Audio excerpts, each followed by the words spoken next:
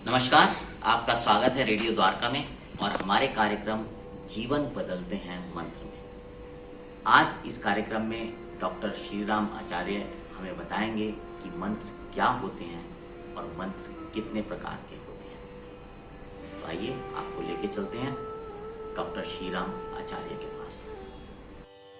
मननात् त्रायते यस्मात् तस्मात् मंत्रः प्रकीर्तितः।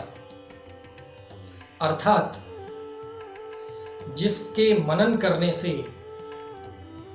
हमारी रक्षा होती हो, हमारा त्राण होता हो, वह मंत्र कहलाता है। हमारे शास्त्र कहते हैं मंत्रयते गुप्तम भाषते इति मंत्रः। जिसका बार बार मनन किया जाए, जिसका गुप्त रूप से उच्चारण किया जाए, वह मंत्र है। वेदों के, पुराणों के, अन्य शास्त्रों के ऐसे मंत्र जो कि हमें ईश्वर से जोड़ते हैं, जिनके द्वारा हम ईश्वर की उपासना कर सकते हैं, वे मंत्र सभी के लिए कल्याणकारी होते हैं। प्रायः मंत्र 3 रूपों में देखने को मिलते हैं: वैदिक मंत्र, पौराणिक मंत्र तथा बीज मंत्र। वेदों में जो मंत्र मिलते हैं, जिनके द्वारा देवों की उपासना की जाती है, वे वैदिक मंत्र हैं। पुराणों के ऐसे वचन जिनके द्वारा देवताओं की स्तुति की जाती है, वे भी प्रायः मंत्रों की संज्ञा में आते हैं। हमारे पूर्व आचार्यों ने, ऋषियों ने, मुनियों ने इन स्तुतियों को हजारों वर्षों तक इनका प्रयोग करके इनमें ऐसी दिव्य शक्तियां प्रकट की, जिनसे कि ये जन सामान्य का कल्याण करने योग्य बने।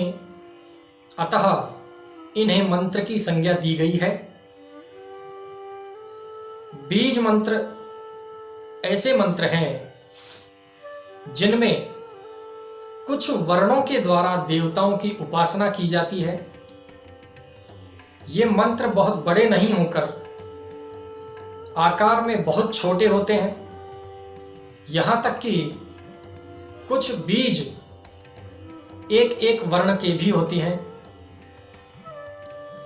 आकार में छोटे भले ही हों, लेकिन ये बीज मंत्र शक्तियों में बहुत बड़े होते हैं, शक्तियों से परिपूर्ण होते हैं। हमारे शास्त्रीय ग्रंथ कहते हैं मंत्रो वै देवा, अर्थात मंत्र ही देवता हैं। जैसा कि हम जानते हैं, विभिन्न देवताओं में प्रायः सत्व, रज तथा तमोगुण, इनमें से विभिन्न गुणों की प्रधानता होती है।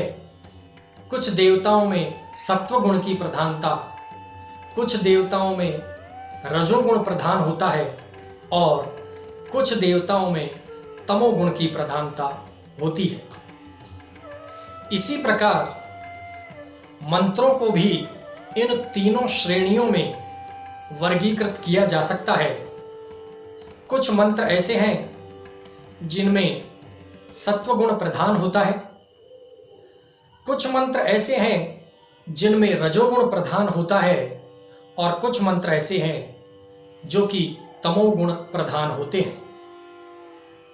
सत्गुणी अथवा सत्वगुण प्रधान देवताओं की उपासना के लिए प्रायः सामान्यतया सत्वगुण प्रधान मंत्रों का मार्ग लिया जाता है। रजोगुण प्रधान देवताओं की उपासना के लिए सामान्यतया रजोगुण प्रधान मंत्रों को प्रयोग किया जाता है तथा तमोगुण प्रधान देवताओं की उपासना के लिए प्रायः तमोगुण प्रधान मंत्रों का प्रयोग किया जाता है। नित्य कर्म जैसे कि संध्योपासना, तर्पण, पापों का क्षय करने वाले कर्म इत्यादि ऐसे कर्म हैं जिनमें प्रायः सत्व गुण प्रधान मंत्रों का प्रयोग अधिक किया जाता है। विभिन्न सांसारिक मनोकामनाओं की पूर्ति के लिए किए जाने वाले नैमित्तिक कर्म प्रायः रजोगुण प्रधान मंत्रों के द्वारा पूर्ण होते हैं, तथा काम्य कर्म जिनमें कि मुख्यतया मारण, मोहन, उच्चाटन, विद्वेषण, स्तंभन इत्यादि हैं, ऐसे कर्मों में तमोगुण प्रधान मंत्रों का प्रयोग किया जाता है। जिस देवता की जैसी प्रकृति है,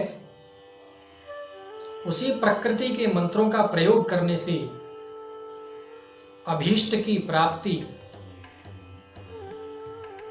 उचित समय में होती है तथा उचित विधि से किया गया कर्म अरिष्टों का निवारण करता है और लक्ष्य प्राप्ति में, ईश्वर की कृपा प्राप्ति में सहायक होता है। अतः मंत्रों की प्रकृति को जानकर, देवताओं की प्रकृति को जानकर उसके अनुसार मंत्रों का निश्चय करना चाहिए और उद्देश्य को देखकर, जिस उद्देश्य से हम मंत्र साधना करने जा रहे हैं, इस उद्देश्य को जानकर मंत्रों का निश्चय करना चाहिए, जिससे कि उचित समय में सफलता प्राप्त हो सके। धन्यवाद। हम अपने आने वाले कार्यक्रम में, जो कि अगले हफ्ते बुधवार को होगा, आपको ये बताएंगे कि मंत्र जप करने से जो फल है वो कई बार क्यों नहीं मिलता, उसकी क्या वजह होती हैं